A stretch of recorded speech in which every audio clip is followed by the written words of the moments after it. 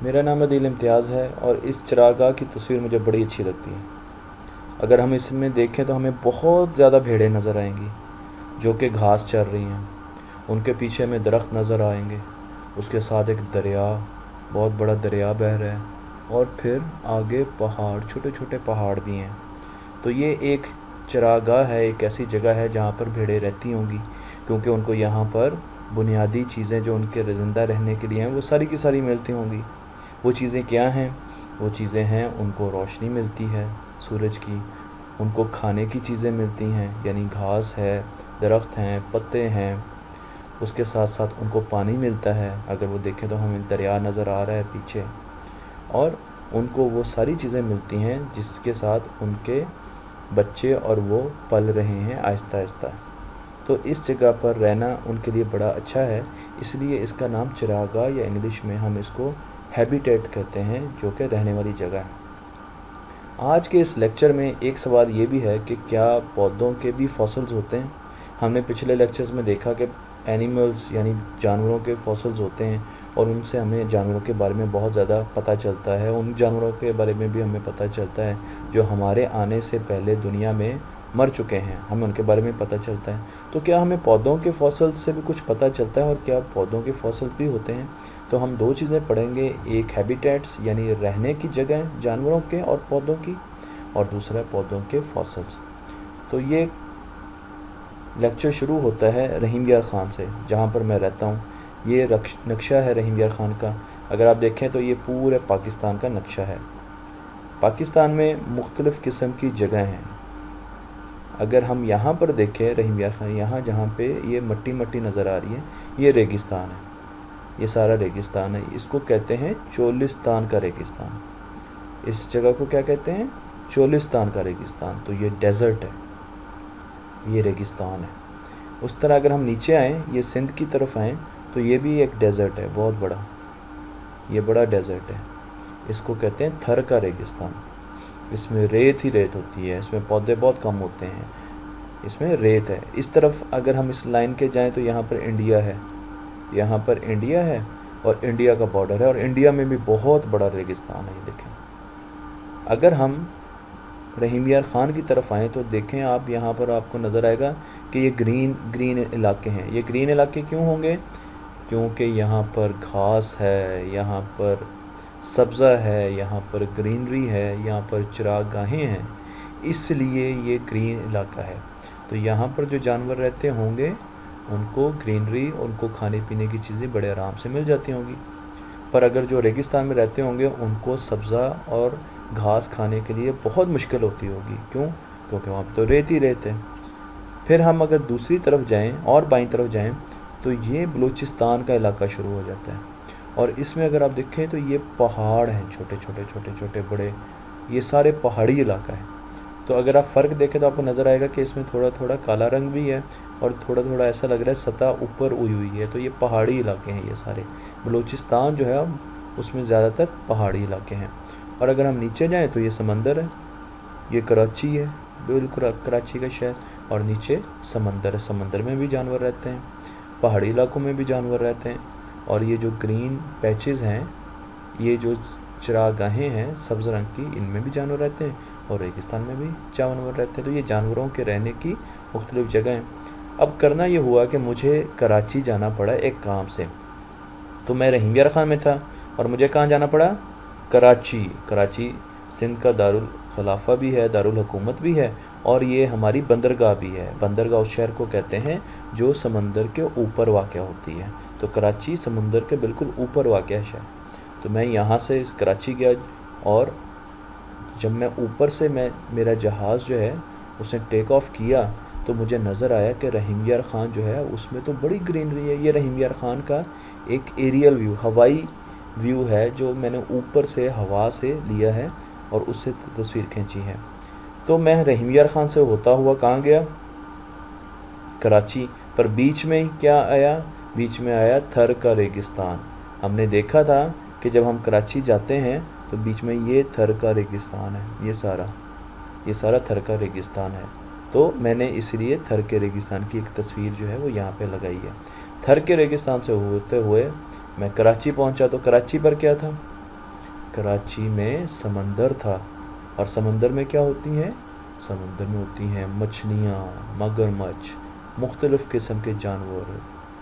तो समंदर में बहुत ज़्यादा जानवर होते हैं। तो समंदर भी रहने की एक जगह है जहाँ पर जानवरों को रोशनी भी मिलती है थोड़ी थोड़ी, जो पानी के अंदर जाती है, और उनके साथ उनको खाने की चीज़ें भी मिलती हैं।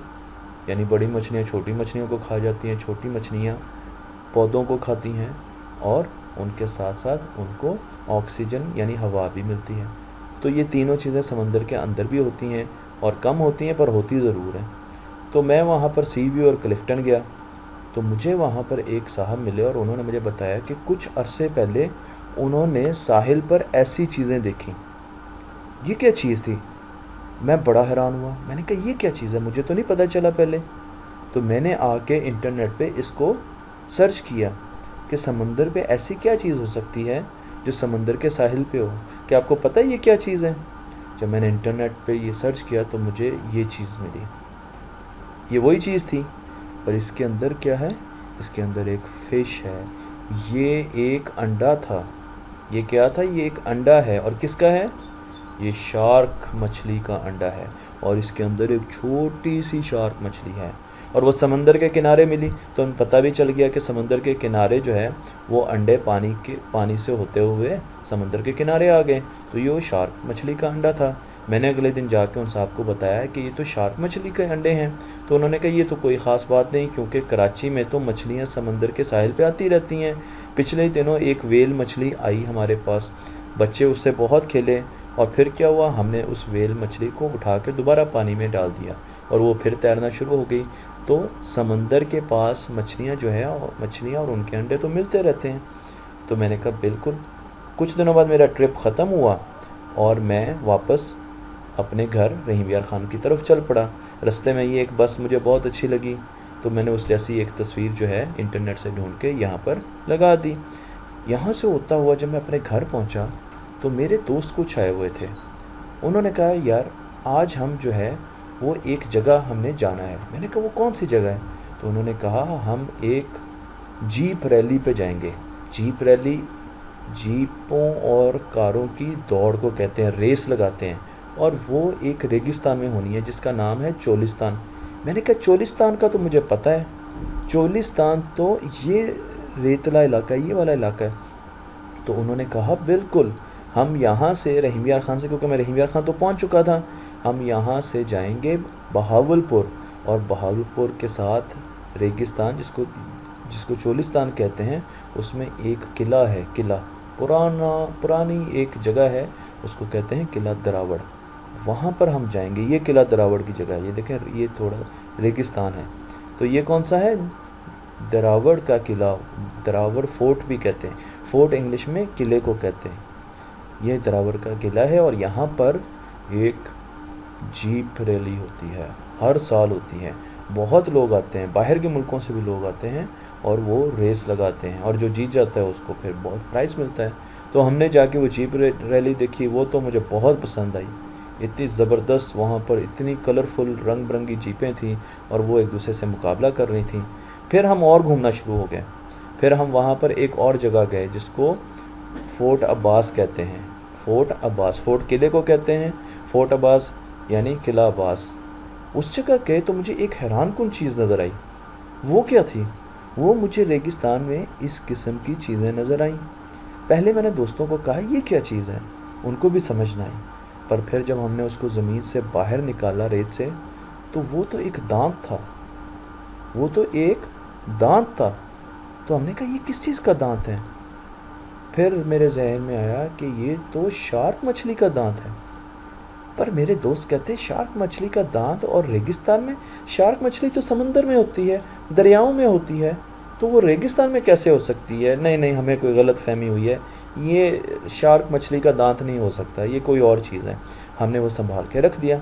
अब फिर हम वहाँ पर उस जगह पर फ़ोर्ट अब्बास में सैर करने लग गए। तो जब थोड़ा सा आगे गए तो हमें एक और चीज़ नज़र आई। ये तो कोई फॉसिल था। मैंने कहा ये तो फॉसिल है। ये किस चीज़ का फॉसिल है? मेरे दोस्त कहते हैं ये लगता तो ऐसे है जैसे केकड़े का फॉसिल हो, यानी क्रैब का फॉसिल हो, केकड़े का। आपने केकड़ा देखा है? केकड़ा ऐसा होता है ये। पर फिर मैंने कहा केकड़ा तो हमेशा समंदर में या दरियाओं में होता है, ये यहाँ पर कैसे आ सकता है? रेगिस्तान में तो केकड़ा नहीं रह सकता, तो फिर ये केकड़े का फॉसिल कैसे हुआ? हम थोड़े से हैरान हो गए, कंफ्यूज भी हो गए, परेशान भी हो गए कि ये हमें कैसी चीज़ें नज़र आ रही हैं रेगिस्तान में जो कि समंदर या दरियाओं में होनी चाहिए। अब आगे गए तो आगे हमें एक मछली का फॉसिल मिल गया। अब तो कोई शक ही नहीं रह गया कि कोई गड़बड़ है यहाँ पर। मैंने वहाँ पर एक और जो मुकामी बंदा था, जो वहाँ का लोकल बंदा था, उसको भेजा बुलाने के लिए किसी को कि यार उसको बुला के लाओ ताकि हम उनसे पूछ सकें कि यहाँ पर ये मछलियों के फॉसिल्स क्यों मिल रहे हैं हमें, यहाँ केकड़ों के और वेल फिश के दांत हमें क्यों मिल रहे हैं। तो जब तक वो हमारे पास आते वहाँ पर हमें एक और चीज़ नज़र आई, ये एक समंदरी पौधे का फॉसिल है। तो सवाल हमारा था कि क्या पौधों के फॉसिल्स होते हैं? बिल्कुल पौधों के फॉसिल्स होते हैं।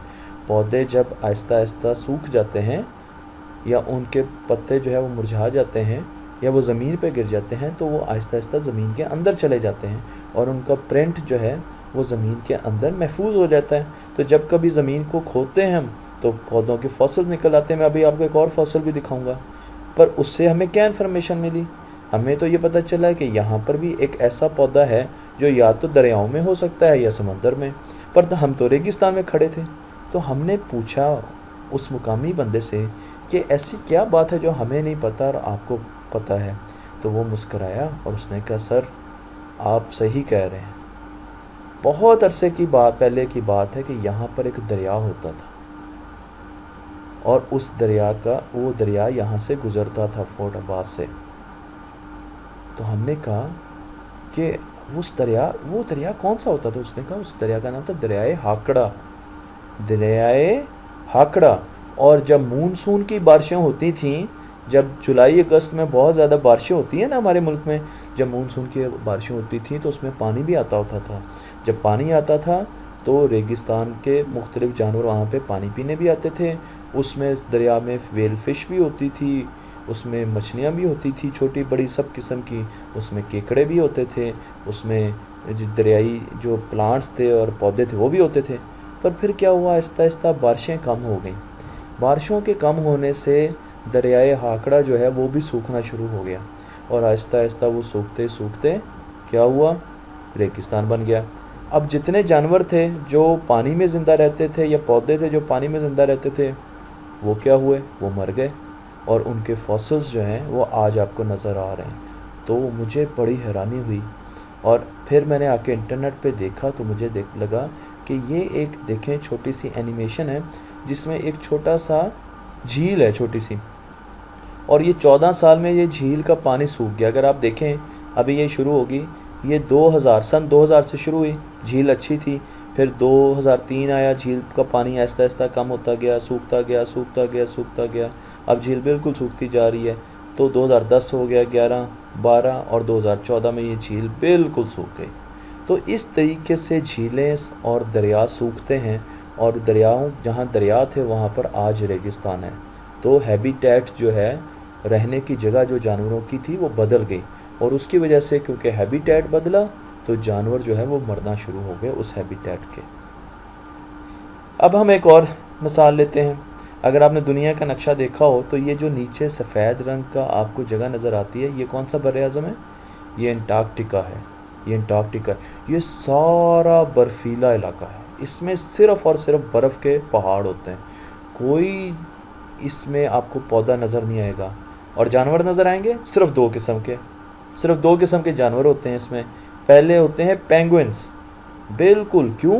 क्योंकि यहाँ पर जो दर्जा हरारत है, टेम्परेचर है, वो -30 सेंटीग्रेड से भी नीचे होता है, -30 सेंटीग्रेड से नीचे। और अगर हमारा रहीम यार ख़ान में कभी दर्जा हरारत 10 सेंटीग्रेड चला जाए ना, जमा 10 सेंटीग्रेड, तो हमें इतनी ठंड लगती है या हमें बहुत ज़्यादा ठंड लगना शुरू हो जाती है। तो यहाँ पर -30 सेंटीग्रेड, इसलिए यहाँ पर बर्फ़ ही बर्फ़ है, बर्फ़ ही बर्फ़ है। ये भी एक हैबिटेट है, इसमें पानी भी होता है, धूप भी मिलती है, सर्दी बहुत होती है और इसमें हवा भी होती है, तो इसलिए पेंगुइन्स यहाँ पे ज़िंदा रहते हैं। ये पेंगुइन्स का हैबिटेट है। इसी तरीके से सील्स जो हैं वो भी इसमें ज़िंदा होते हैं। ये एक सील है। तो दो किस्म के जानवर रहते हैं और कुछ नहीं, कोई आपको पौधा नहीं नज़र आएगा यहाँ पर, कुछ अरसे पहले कुछ साइंसदानों ने जाके अंटार्कटिका में खुदाई की। वो जब बर्फ़ खोदते गए तो नीचे उनको कुछ पत्थर मिले और फिर उनको एक फॉसिल मिला। उस फॉसिल से उनको बहुत चीज़ें पता चली अंटार्कटिका की। और वो फॉसिल क्या था? वो फॉसिल ये था। क्या ये किसी एनिमल का फॉसिल है? नहीं, ये तो किसी प्लांट का फॉसिल लग रहा है। ये तो किसी पौधे का फॉसिल लग रहा है। ये तो किसी पौधे का पुराना बचा हुआ प्रिंट लग रहा है। तो ये किस पौधे का है? ये इस पौधे का है। इसको कहते हैं फर्न। ये हमारे पाकिस्तान में भी बहुत होता है और हमारे गाय भैंस और बकरा वगैरह जो है वो इसको बड़े शौक से खाते हैं। इसको फर्न कहते हैं। ये हर जगह पर होता है और अमूमन ये जंगलों में उगता है। तो क्या मतलब, वहाँ पे तो बर्फ़ है, तो ये फॉसिल वहाँ पर कैसे हो गया? इसका मतलब ये दरख्त कभी वहाँ पर ये पौधे उगते भी थे। तो फिर साइंसदानों ने ये रिसर्च की, ये अंदाज़ा लगाया कि किसी ज़माने में अंटार्कटिका में जंगल भी थे। वहाँ पर जंगल भी थे, पर आहिस्ता आहिस्ता वहाँ पर सर्दी पड़ना शुरू हुई। और जब सर्दी बहुत ज़्यादा हो गई, वहाँ पे बर्फ़ पड़ना शुरू हो गई, तो जंगल के सारे एनिमल्स आहिस्ता आहिस्ता वो मरते गए। क्यों? क्योंकि वो तो जंगल में रहते थे, उनको तो इतनी ठंड की आदत नहीं थी। तो आहिस्ता आहिस्ता क्या हुआ, वो सारे एनिमल्स जो जंगल में रहते थे वो मर गए और वहाँ पर बर्फ़ पड़ के वहाँ पर सिर्फ वो एनिमल ज़िंदा रहे जो बर्फ़ में ज़िंदा रह सकते थे। और वो कौन से थे? पेंगुइन और सील। तो हैबिटेट एक पहले जंगल होता था और फिर उसके बाद रहने की जगह बदल गई, और वक्त के साथ साथ वो रहने की जगह क्या बन गई? वो बर्फ़ानी इलाका बन गया। अब एक तीसरी एग्जांपल लेते हैं, मिसाल। ये मैंने आपको पिछले लेक्चर में बताया था कि ये मैक्सिको का कंट्री है, मुल्क है, और ये उसकी गल्फ़ है। गल्फ़ का मतलब ऐसा इलाका समंदर का जो तीनों तरफ से जिसके क्या हो, खुश्की हो और सिर्फ एक तरफ पानी। तो क्या है? ये गल्फ़ है। ये खलीज मैक्सिको है। मैक्सिको की खलीज है, उर्दू में इसको खलीज कहते हैं। अब यहाँ पर कुछ लोग जा रहे थे। जब वो अपने बोट पे जा रहे थे तो एक जगह पे उनको बहुत ज़्यादा मछलियाँ नज़र आई। उन्होंने कहा कि समंदर के इस इलाके में, इस जगह पर इतनी मछलियाँ क्यों हैं? हर तरफ तो समंदर है, तो ये मछलियाँ इधर क्यों हैं? तो उन्होंने क्या किया, उन्होंने कहा हम इसमें जाके देखते हैं। तो उन्होंने स्कूबा डाइवर जो हैं उनके, वो समंदर के अंदर उतर गए। स्कूबा डाइवर्स कौन से होते हैं? आपने मूवीज़ में, नेशनल जियोग्राफिक में देखे होंगे। जो लोग समंदर के अंदर जाते हैं वो एक स्पेशल सूट पहन के जाते हैं, उसमें ऑक्सीजन मास्क भी होता है, उसमें जो मुंह को कवर करने वाले मास्क हैं वो भी होता है। तो वो सारा सांस भी उससे ले रहे होते हैं और वो अंदर सारा समंदर देख भी रहे होते हैं, एक्सप्लोर भी कर रहे होते हैं। तो जब स्कूबा डाइवर अंदर गए तो इतनी मछलियाँ उन्होंने देखी। तो फिर उनको ख्याल हुआ कि यहाँ पर कोई ऐसी चीज़ है जिसका हमें पता नहीं है। जब वो और नीचे गए तो उन्होंने क्या देखा? उन्होंने बड़े बड़े दरख्त देखे और उनकी जड़ें देखी और उनके स्टेम देखे, तने देखे। और वो दरख्त जो है वो तो पूरा का पूरा एक छोटा सा जंगल बना हुआ था समंदर के अंदर। वो दरख्त किसके थे? वो साइप्रस के दरख्त थे। तो वो स्कूबा डाइवर्स बड़े हैरान हुए। फिर वहाँ पे साइंसदान आ गए। उन्होंने देखा, उन्होंने कहा कि साइप्रस के दरख्त हमेशा खुश्की पे होते हैं और जंगलों में होते हैं, ये समंदर के अंदर कैसे चले गए? तो उनके पास इसका एक ही जवाब था, और जो वो जवाब ये था कि किसी ज़माने में खलीज मैक्सिको जो है, जो मैक्सिको की खलीज है, वो वहाँ पर जंगल होता था और उसमें मुख्तलिफ़ किस्म के दरख्त होते थे। यानी वो जंगल होता था और वहाँ पे जंगल वाले एनिमल ज़िंदा रहते। वहाँ पे शेर भी होंगे, वहाँ पर हाथी भी होंगे, वहाँ पर चिंपैंजी भी होंगे, वहाँ पे मंकीज़, बंदर भी होंगे। पर फिर क्या हुआ, किसी वजह से वहाँ पर पानी आ गया और वो समंदर का हिस्सा बन गया। तो अब क्या हुआ, वो एनिमल्स तो सारे के सारे ख़त्म हो गए होंगे और वहाँ पर मछलियाँ रहती। क्यों? क्योंकि वो इलाका बदल गया, रहने की जगह बदल गई और वो इलाका जो है अब वो हैबिटेट मछलियों का हैबिटेट बन गया। पहले वो शेरों का हैबिटेट था और बंदरों का हैबिटेट था, पर अब वो क्या हुआ, वो समंदर बन गया। तो वो मछलियों का, मगरमच्छों का और ऑक्टोपस का, ऐसे जानवरों का हैबिटेट बन गया। तो क्या हुआ, ये भी एक ऐसा हैबिटेट था जो वक्त के साथ साथ बदल गया। तो हमें इससे काफ़ी चीज़ें ये पता चल रही हैं कि एक वक्त में जो खुश्की होती है वो कुछ अरसे बाद पानी समंदर का हिस्सा भी बन सकता है। और इसी तरीके से आज जो समंदर का हिस्सा है वो किसी वक्त में खुश्की या जंगलात भी बन सकते हैं।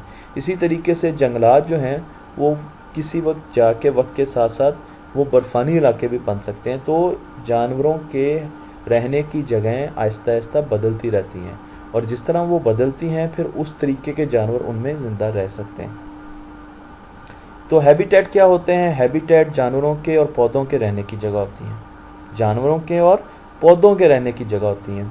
और इसमें क्या चीज़ें मिलनी चाहिए पौधों और जानवरों को? इसमें उनको धूप मिलनी चाहिए, सनलाइट मिलनी चाहिए, हवा मिलनी चाहिए, पानी मिलना चाहिए, खुराक मिलनी चाहिए, ये सारी चीज़ें मिलनी चाहिए। तो किस किस्म के हैबिटेट्स होते हैं? ये मैंने 6 किस्म के हैबिटेट्स लिखे हैं। देखिए यहाँ पे तस्वीरें लगाई हैं। जंगलात हैबिटेट्स होते हैं, रेगिस्तान हैबिटेट्स होते हैं, ओशन समंदर हैबिटेट होते हैं, चिरागाहें ग्रासलैंड जो हैं वो हैबिटेट होती हैं। ठीक है जी। इसके अलावा क्या होते हैं? कुछ रह गई हैं। माउंटेन्स हैबिटेट होती हैं, इसमें अपनी किस्म के जंगल इसमें अपनी किस्म के जानवर रहते हैं, प्लांट्स होते हैं, ठीक है ना, वो ज़िंदा रहते हैं। बर्फ़ानी इलाके हैबिटेट्स होते हैं, इसमें बहुत ज़्यादा पौधे तो नहीं होते पर एनिमल्स तो रहते हैं। बाकी सारी हैबिटेट्स में एनिमल्स भी रहते हैं और जो है वो प्लांट्स भी रहते हैं। जंगलात में एनिमल्स भी रहते हैं, प्लांट। तो ये प्लांट्स और एनिमल्स की मुख्तलिफ हैबिटेट्स हैं। तो ये हमारे लेक्चर के साथ अब मैं एक छोटा सा आपको प्रोजेक्ट देना चाहूँगा, आप अपनी क्लास में कर सकते हैं। आप मुख्तलिफ हैबिटेट्स बना सकते हैं। ये एक छोटा सा आइडिया है जिसमें आप कपड़ों की मदद से और ऊपर चाहे तो आपके पास अगर टॉयज़ हैं इस किस्म के वो रख दें। ये पानी का हैबिटेट दिखाया है, तो उसमें वेल फिश वगैरह और सारी इस किस्म की वो चीज़ें जो पानी में रहती हैं वो दिखाई हैं। अदरवाइज़ आप कागज़ पे ड्राइंग्स बना के छोटी छोटी काट के भी दे रख सकते हैं अगर आपके पास इस तरह के खिलौने नहीं हैं। इसी तरीके से ये रेगिस्तान दिखाया गया, ये जो है मैदानी इलाके दिखाए गए हैं, ये ग्रासलैंड दिखाए गए हैं, ये बीच में नहर या दरिया दिखाया गया है। उसमें आप देख सकते हैं ये एक टर्टल है मेरे ख्याल में, बिल्कुल। तो ये जो है आप इस तरीके से मगरमच्छ दिखा सकते हैं, मछलियाँ दिखा सकते हैं। तो ये इस किस्म का एक प्रोजेक्ट बना सकते हैं। ये भी प्रोजेक्ट बना सकते हैं आप, बड़ा सिंपल है। इसमें आप जूतों का एक डब्बा लें और उसको अंदर से पेपर लगाएं और मुख्तलिफ़ किस्म के, ये जिस तरह सी का ओशन का हैबिटेट बनाया गया, ओशन के रहने की जगह दिखाएं। तो आप मछलियाँ लगा सकते हैं, यहाँ पर बीच में ओशन के पत्थर होते हैं, छोटे छोटे प्लांट्स भी दिखा सकते हैं, और कुछ और मछलियाँ ऐसी रंग बिरंगी जो है वो दिखा सकते हैं, ऑक्टोपस दिखा सकते हैं। तो जो भी सी लाइफ है वो आप यहाँ पे दिखा सकते हैं। इसी तरीके से ये क्या है, ये अंटार्कटिका का जिस तरह है, ये आप बर्फ़ानी रीछ दिखा सकते हैं, ठीक है, सील दिखा सकते हैं। अंटार्कटिका में वैसे बर्फ़ानी रीछ भी होते हैं। और इस तरीके से आप और चीज़ें जो है ना, पेंगुइन्स वगैरह की तस्वीरें जो है ना वो भी लगा सकते हैं। तो ये आपके बच्चे क्लास में बना सकते हैं और उनको काफ़ी अच्छा हैबिटेट का अंदाज़ा हो जाएगा। उसके साथ ये आपके पास जंगल का हैबिटेट है। इसमें आपने देखा ये एक लायन है। अगर आपके पास इस तरह का लायन नहीं है, चीता नहीं है, इस तरह का टाइगर नहीं है, तो आप उसकी एक तस्वीर बना के लगा दें, यहाँ पर चिपका दें तस्वीर, पेपर पे तस्वीर बनाएं, वो लगा दें। घास बाहर से काटें और वो अंदर चिपका दें, तो आपका ये हैबिटेट, एक छोटी सी स्टिक लें वो बना दें। तो ये बड़ा सिंपल है बनाने के लिए, पर इससे बच्चों को बड़ी अच्छी अंडरस्टैंडिंग होगी।